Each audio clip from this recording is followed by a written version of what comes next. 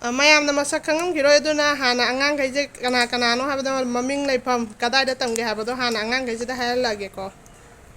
ꯅꯪ ꯍꯥꯟꯅ ꯍꯥꯏꯔꯛꯑꯣ ꯑꯩꯒꯤ ꯃꯤꯡ ꯃꯦꯇꯥꯂꯤ ꯀꯧꯏ ꯑꯩ ꯎꯔꯤꯄꯣꯛ ꯑꯁꯣꯝ ꯂꯩꯀꯥꯏꯗꯒꯤꯅꯤ ꯑꯩ ꯍꯦꯔꯤꯇꯦꯖ ꯀꯟꯚꯦꯟꯗ ꯇꯝꯃꯤ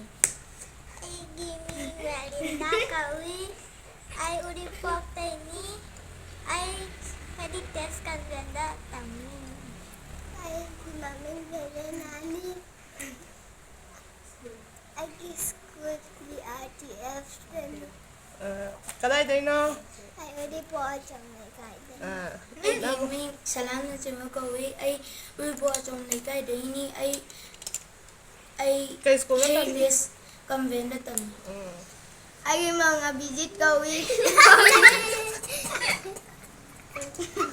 ꯍꯥꯏꯔꯣ ꯍꯥꯏꯔꯣ ꯎꯔꯤꯄꯣꯛ ꯑꯁꯣꯝ ꯂꯩꯀꯥꯏꯗ ꯂꯩ ꯀꯩ ꯑꯩ ꯍꯦꯔꯤꯇꯦꯖꯇ ꯇꯝꯃꯤ ꯍꯦꯔꯤꯇꯦꯖꯇ ꯇꯝꯕꯅ ꯑꯅꯝꯕꯅꯤꯀꯣ ꯑꯗꯣ ꯅꯣꯏ ꯃꯌꯥꯝꯁꯦ ꯍꯧꯖꯤꯛ ꯇꯧꯗꯣꯏꯁꯦ ꯗ꯭ꯔꯣꯌꯤꯡ ꯀꯝꯄꯤꯇꯤꯁꯟꯅꯤꯀꯣ ꯑꯃꯃꯝ ꯅꯁꯥ ꯅꯁꯥꯅ ꯍꯩꯖꯕ ꯑꯃꯃꯝ ꯂꯣꯏ ꯌꯦꯛꯑꯣ ꯐꯣꯟꯗꯒꯤ ꯌꯦꯡꯉ ꯌꯦꯛꯀꯦꯁꯨ ꯌꯥꯔꯦ ꯀꯩꯁꯨ ꯀꯥꯏꯗꯦ ꯑꯗꯨꯗꯨꯒ ꯀꯅꯥꯅ ꯈ꯭ꯋꯥꯏꯗꯩ ꯐꯖꯒꯦꯁꯦ ꯌꯦꯡꯗꯣꯏꯅꯤꯀꯣ ꯑꯗꯨꯗꯤ ꯅꯁꯥ ꯅꯁꯥ ꯌꯦꯛꯅꯕ ꯄꯨꯊꯣꯛꯑꯣ ꯍꯧꯖꯤꯛ ꯌꯦꯛꯄ ꯃꯦꯇꯥꯂꯤ ꯌꯦꯛꯄ ꯍꯧꯔꯦ ꯃꯦꯂꯤꯟꯗꯥ ꯍꯧꯗ꯭ꯔꯤ ꯚꯦꯂꯦꯅꯥꯁꯨ ꯍꯧꯗ꯭ꯔꯤ ꯂꯟꯆꯦꯟꯕ ꯌꯦꯛꯄ ꯍꯧꯔꯦ ꯑꯕꯤꯖꯤꯠꯁꯨ ꯈꯔ ꯈꯔ ꯍꯧꯔꯦ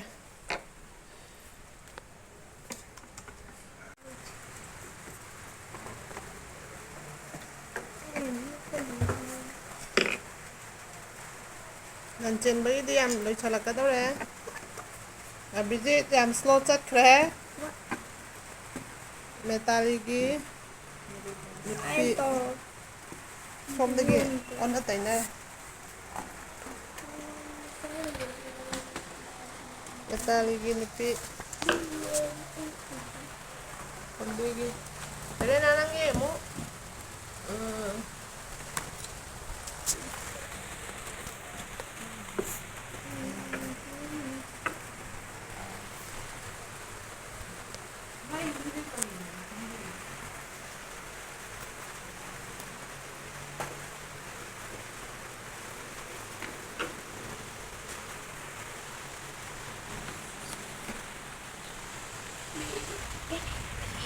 ꯚꯦꯂꯦꯅꯥꯒꯤ ꯀꯂꯔ ꯁꯪꯕ ꯍꯧꯔꯦ ꯃꯦꯂꯤꯟꯗꯥꯏꯁꯨ ꯍꯧꯔꯦ ꯃꯦꯇꯥꯂꯤꯁꯨ ꯌꯦꯛꯄ ꯂꯣꯏꯁꯤꯜꯂꯛꯑꯦ ꯑꯕꯤꯖꯤꯠ ꯈꯤꯇꯪ ꯉꯥꯏꯍꯧꯔꯦ ꯑꯕꯤꯖꯤꯠꯇꯤ ꯃꯀꯣꯛꯇꯩ ꯑꯃꯨꯛ ꯍꯧꯈꯤꯗꯧꯔꯦ ꯆꯤꯡ ꯑꯣꯏꯅ ꯌꯦꯛꯈꯔꯦ ꯂꯟꯆꯦꯟꯕꯒꯤ ꯂꯣꯏꯁꯤꯜꯂꯛꯑꯦ ꯃꯦꯇꯥꯂꯤꯒꯤ ꯑꯥꯎꯠꯂꯥꯏꯟ ꯇꯧꯔꯤ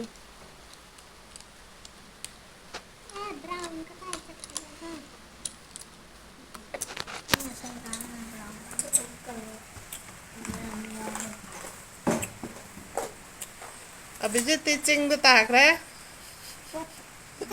ꯒꯣꯖꯣ ꯇꯣꯛꯈ꯭ꯔꯦ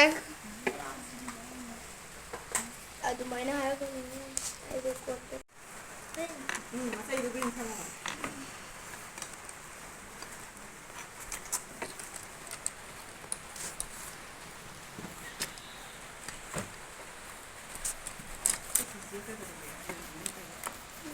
ꯑꯥꯎꯠꯂꯥꯏꯟ ꯄꯤꯔ ꯃꯨꯊꯠꯂꯤꯕ ꯃꯩꯁꯦ ꯄꯦꯟꯁꯤꯜꯗ ꯑꯃꯨꯛ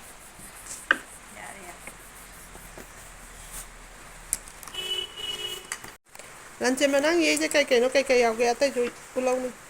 ꯁꯤ ꯌꯥꯎꯔꯦ ꯑꯃꯅ ꯁꯤ ꯑꯃꯁꯨ ꯌꯥꯎꯔꯦ ꯑꯇꯩꯗꯤ ꯅꯪ ꯁꯤ ꯌꯦꯛꯇ꯭ꯔꯦꯕ ꯑꯇꯩ ꯌꯦꯛꯇ꯭ꯔꯦ ꯍꯥꯏꯗꯤ ꯑꯁꯤ ꯕ꯭ꯂꯦꯡꯇ ꯂꯣꯏꯅ ꯊꯝꯃꯝꯃꯦ ꯑꯁꯤꯇꯪ ꯌꯦꯛꯑꯦ ꯍꯧꯖꯤꯛꯁꯨ ꯀꯂꯔ ꯁꯪꯕ ꯍꯧꯈ꯭ꯔꯦ ꯁꯤꯅꯔꯤ ꯃꯦꯂꯤꯟꯗꯥꯒꯤꯁꯨ ꯂꯣꯏꯁꯤꯜꯂꯛꯀꯗꯧꯔꯦ ꯃꯦꯇꯥꯂꯤꯒꯤꯁꯨ ꯀꯂꯔ ꯁꯪꯉꯤ ꯑꯩ ꯃꯃꯥꯏ ꯀꯂꯔ ꯁꯪꯉꯔꯣꯏ ꯃꯃꯥꯏ ꯀꯂꯔ ꯁꯪꯉꯣ ꯍꯥꯏꯔꯣ ꯃꯣꯏ ꯗ꯭ꯔꯣꯌꯤꯡ ꯌꯦꯛꯄ ꯂꯣꯏꯔꯦ ꯍꯧꯖꯤꯛ ꯐꯥꯏꯅꯦꯜ ꯔꯤꯖꯜ ꯃꯦꯇꯥꯂꯤꯒꯤ ꯃꯦꯇꯥꯂꯤ ꯅꯪ ꯀ꯭ꯂꯥꯁ ꯀꯌꯥꯅꯣ ꯍꯥꯏꯔꯝꯃꯣ ꯉꯁꯥꯏ ꯀ꯭ꯂꯥꯁ ꯍꯥꯏꯔꯝꯗ꯭ꯔꯦ ꯀ꯭ꯂꯥꯁ 4 ꯃꯤꯁꯅ ꯃꯦꯂꯤꯟꯗꯥꯒꯤ ꯗ꯭ꯔꯣꯌꯤꯡ ꯀ꯭ꯂꯥꯁ ꯀꯌꯥꯅꯣ ꯍꯥꯏꯔꯝꯃꯣ ꯀ꯭ꯂꯥꯁ 2 ꯁꯤꯅ ꯚꯦꯂꯦꯅꯥꯒꯤ ꯀ꯭ꯂꯥꯁ ꯀꯌꯥꯅꯣ ꯍꯥꯏꯔꯝꯃꯣ UKG sina lanchen fadana sina lanchen class kya no haram mo class 3 class 3 sina Abhijit class kya no 4 class 4 mayam kanana khwai phajage habadu comment ta habiramo nupadana akoina sum khanjabada lanna first tare nupidana kanana no khanbang khangdre akoi mayam na habiramo matang sida nangna first tare mayam na comment ta pibiramo kanana first tare do matang sida video se lo chalage